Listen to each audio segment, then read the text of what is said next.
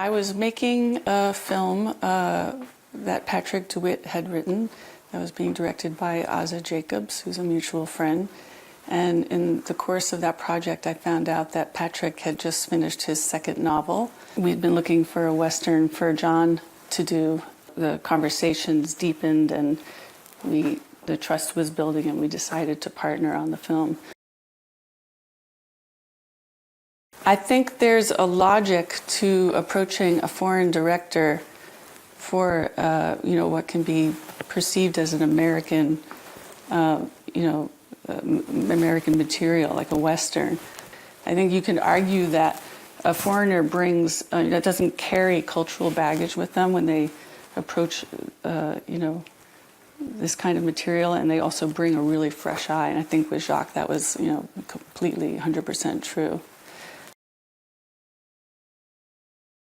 I think there's an emotional intensity to the material, and I think there was an intensity to shooting outside in the elements all day, and I think everyone's connection to the material and connection to each other just created a really, really critical, it just felt critical every day, so that, yeah, there are challenges and surprises every day, but there was also this incredible connection, It's deep, familial, exploring familial relationships is the central heart of the movie. Are these brothers, and such a primal relationship. I almost think of it like they're these two brothers, and they're on a plane, and they're connected, and one is up, the other is down, the other is up, the other is down. There's always trying to find some equilibrium, but there's just this internal competition. And in the moments where they do find balance and equilibrium is, the moments when they can pull a gun in an instant and they read each other's minds, or when they find humor or laugh at the same thing. And those moments are really sort of beautiful. Well, it's the Wild West is an enduring construct. It could be the Wild West of anything. It could be the Wild West of technology or space. I think what's so attractive about it is it's expansive. By nature we are obsessed with freedom and maybe the prospect of prosperity, and these landscapes offer just endless opportunities to look at that. We're attracted to freedom and the prospect of prosperity, but we lose our minds. Like, we'll forsake ourselves, we'll forsake our brothers. We create heroes. We crave. We do crazy things in the face of that energy. So I think the Western is the simplest form to tell these really elemental stories about ourselves. Initially, we had been casting for someone who was, in their 40s, red-headed, tall, like the description in the book. And he just, in a moment, realized that Worm needed to be young, like a young genius, like a young Mozart, and that Morris's character would be inspired to follow him, but also might feel a need to protect him. And that was a real revelation, and eventually led us to casting Riz Ahmed. But it also helped in Jacques' idea that the brothers represent the past, and the two, and Morris and Worm might represent the future. And as they move towards each other, all those characters, learn something about themselves, and change is complicated and change is messy. So it's interesting. I was quite impressed about a Western movie, more like you follow. It's almost a road movie where you follow two actors walking and discussing together, and so I don't know. I was interested about that also. Challenging thing on this project, I think it's because the project is quite intense, and I think, for example, with the gaffer, we have to organize every day. It's especially now in Romania. we have to prepare like a big set in terms of lighting and everything. But every day it's another big set, and so that means we have to, during the time we shoot on one, we have to prepare the other one. But for example, for me, I'm unable to see the other set because the next day we shoot on that one. So it's something a bit more difficult for me. Usually you have the time to go to take a look quickly and come back, and because the sets are closer, or you have more time also. And on this project it's a bit more challenging, yeah. And with Michel, we were trying to find, before, you know, during the prep, to find also a palette of colors for the inside or the outside. I think for Jacques it was important also to have some colors, not to be like a black and white Western movie, so have some rich colors. And when we did some tests, sometimes the colors was a bit too intense, even for Milena, for the wardrobe. So we decided to go a bit less, and maybe to adjust later in post-production, just to be able to select the right colors and not to start to be too kitschy, for example, with the colors. Because, for example, the city, if you have too much colors on the wall and everything will be a bit more too much, I think, in terms of color, yeah. It's more like, let's see, by instinct.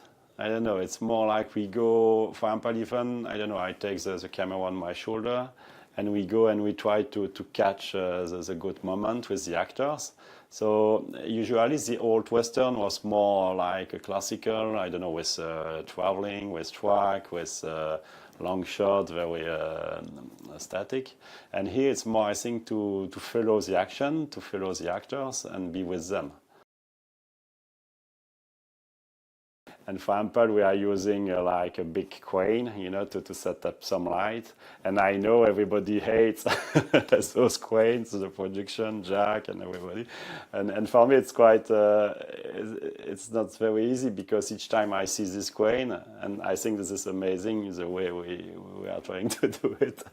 But I start to feel bad because of that. And I think this is my first time when I'm shooting a movie where everybody hates techniques, but it's more like it become like a big joke, I think, on the set now. Yeah.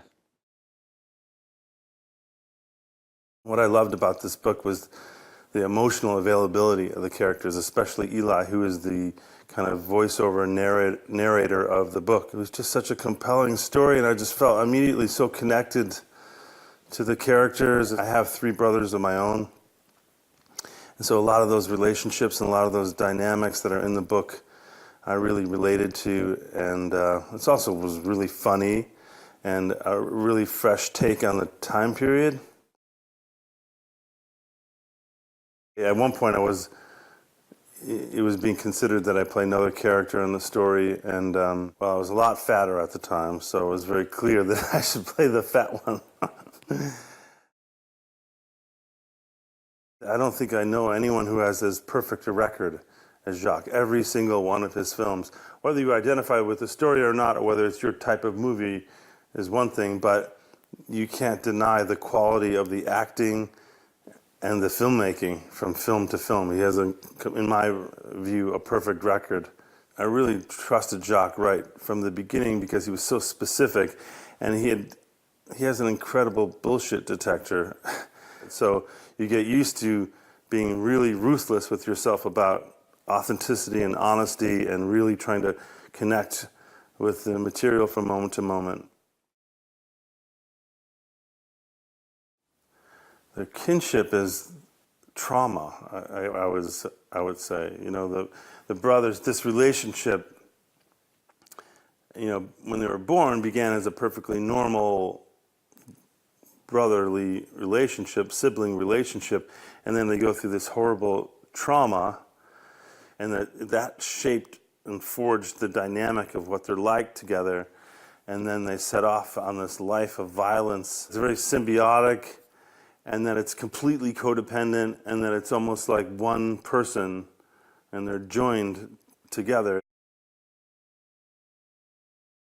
He and I never talked about, well, this is what the brothers are like. We just started spending time together, and the only deliberate choice was, I'm going to be with him as much as I can. We'd go for walks up to this statue at the top of this hill in Almeria in Spain, and we'd walk for an hour and a half and literally not say one word to each other, but just be there with each other, bearing witness to each other's existence, sensing each other's needs and energy. That's been a lot of the experience with Joaquin and, by extension, Eli and Charlie, you know.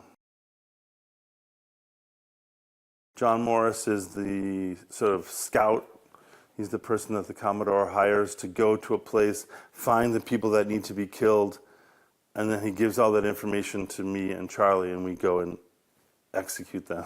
It turns out he ends up being kind of an idealist. When he meets Herman Warm, he's someone who's on the leading edge of human evolution of the time. So when people who are ready for a change come across him, he has this magnetic effect on them, and they realize, oh my gosh, there's something different in the future, and this guy knows it, and they fall under his spell.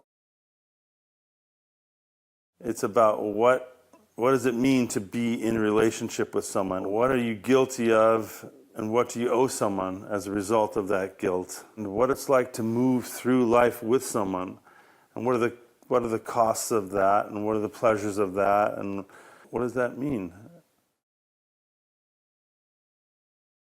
I was very impatient to read the script because it was so unexpected to have Jacques shooting a Western movie. So then when I read the script the first time, to me it was very mysterious, like a surprise, because it was like a long road movie, brotherhood, violence, almost no women, so it was very surprising. My way is to spend a long time, a long evolution from the very beginning of preparation until the shooting. And everybody will get in tune. When I say everybody, it's Jacques, director, the DOP, wardrobe designer, and so there is like a long process that gives birth before the launching, before the shoots. I also have like a vision of the whole global design, but at the same time, this vision is like a little out of focus. And slowly, step by step, heading to the shooting, it will be more and more and more focus. The Commodore is our character that we see very little in the movie.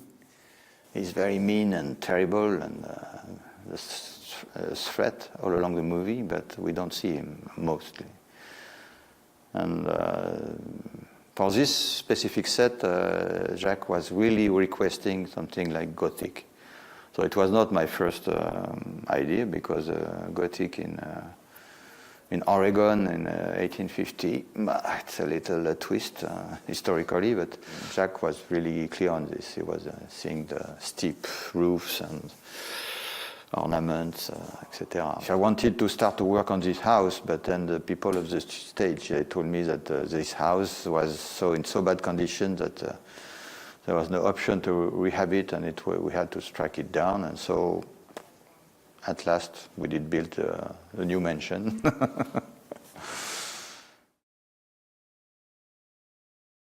We have this sequence with the Blount's farm, which is the very beginning of the movie. Like we have. In the night, total black, we see just a gunfight with long flames from the revolvers, from the Colts, and then it appears that there is a house, and then there is a barn, and then the barn will be in flame, a big fire in the barn. So in the first place, I did design a house, like the house on the hill. And then you have a barn, which is a little lower, huge barn, like the Canadian or American barn. Talking with Jacques, he said, but I will never see the barn from the house. So at this point, I said, okay, we can do all-in-one. Let's stick the house in the back of the barn, and then so we can manage to have the stunt action of the beginning in the house. And then the next day we burn the barn, and we burn the house, but we are done.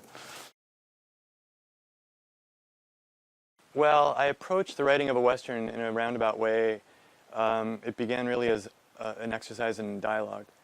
And I wrote this scene that I didn't think would necessarily go anywhere, which is two brothers. Actually, they weren't even brothers in the beginning. It was just two men on horseback. You know, I thought it would be, a couple of pages, but then the pages started adding up as 15, 20 pages. There was just an energy to it. And, as a writer, whenever that occurs, you follow it to its completion. But I didn't have that many touchstones because of my unfamiliarity with the genre.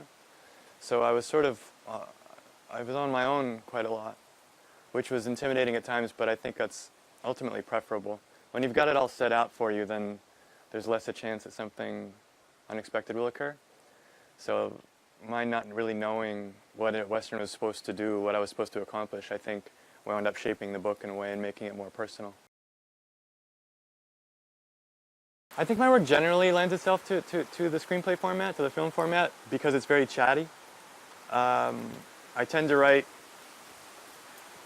scenes rooted around dialogue, and the story is usually told around what people are saying to one another. And then I think Westerns, too, when we think of Westerns, at least in the States, we think of film more so than literature. I wasn't necessarily thinking of it as a film when I was working on it, but of course it came to my mind from time to time, because some of the scenes reminded me of, they were scenes that I could see on a screen already,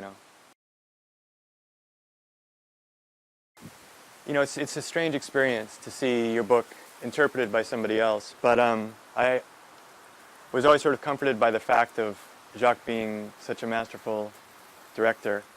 So even if there was a moment here and there where I didn't quite get what he was going for, you have to have faith in the people that you work with, and I have all the faith in Jacques. To trigger sympathy in a reader, they need to care for the people in some way or have some sort of empathy for them. So Eli in the book is so forthcoming about what he's afraid of and what he doesn't like about himself, what he doesn't like about his life, what he doesn't like about Charlie. So I think it's hard not to have some sympathy for his character. In spite of the ugliness of his work, he is a very empathetic person and well-meaning, But his vulnerability, I think, is the key to caring for Eli's character, is recognizing sort of his innate sweetness and his loneliness. He's a very lonely person, and I think that that's something that most anybody can relate to. Yeah, the Commodore is this sort of mysterious figure, and he is the Eli and Charlie's employer. So this is a man who wields extreme power and is merciless, and if anybody gets in his way, he hires Eli and Charlie to come and take care of that person and just get rid of them. It's never really quite clear who he is or where he's from or how he became the way he is, but he's sort of representational of a certain type. The Commodore is representational of a certain type of American ambition. Herman Warm always sees the best in people, and he's not just someone who's also always finding the gold, in the landscape around him, but he's always trying to kind of bring out the gold in people. And sometimes he's a bit trusting. He tells too many people about this, and it means that, he ends up being chased. In a way, the story is about the California gold rush, but there are a lot of parallels with technology and the current, world that we're living in. He's really a kind of founder of a startup heading to San Francisco with this, with this kind of oversized brain and oversized optimism. There were all these kind of, interesting thinkers coming out of Europe who wanted to start these communes and these ideal societies that were all about division of labor, equal wages, that you didn't have to get married, you could be gay, you could be straight, and it was about pursuing your passions and trying to, live a good life together. Quite early on when I spoke to Jacques, it became very clear that he wanted me to try and take this character of Herman Warm and take the essence that Jacques and Thomas distilled into the screenplay and kind of make it my own. In many ways, this isn't an adaptation. It's not a retelling the novel. So I'd like to think there's an essence of that character that's been preserved. You know, this is the kind of group of lost boys, really, who are all kind of fathering each other, and it's this kind of dysfunctional family by the end of it. Jacques, one of my favorite film directors. I think, you know, many people see him as one of the finest, you know, directors working in the world today. He always wants to push you to just try something different. You know, he doesn't ever want the thing to stagnate. It's not that he's trying to drive towards one image in his mind that he's preconceived. It's actually that he just wants to keep pushing and prodding the thing and seeing how it mutates and how it might evolve. It's quite an open, fluid, dynamic process, and I personally love that. It's really interesting to see how that early kind of socialism or early kind of communism wasn't a really dry, intellectual, kind of systematic way of thinking. It was really a kind of quite a romantic movement that was pushing against modernity and mechanization and industrialization. It was about kind of connecting with your fellow man and, you know, trying to embrace everything with love. So I found it really inspiring. Worm is a kind of character who, you know, he's young, he's brilliant, he knows he's created an invention that can change the world, he's proud of that, but really he is a lonely guy and he wants to connect with people out of a sense of both his idealism, his optimism, but also his kind of loneliness. He takes risks in reaching out to people and connecting with people. If you think about it, he kind of connects with all the wrong people, but somehow his openness and his honesty and his idealism become kind of infectious. One of the coolest things about this production is when you go into the costume department, there's people speaking in French, Spanish, Italian, English. It feels great to be working on a film set where there's people of all different nationalities. The need to find some purpose, and to try and find purpose through connection with other people, and how difficult it can be to do that in a world that's set up to try and divide people from each other, in a world that's driven by greed. It's about how do we try and overcome those structures that keep us apart and connect, because that's really the only thing that's going to make us happy in the end, I think.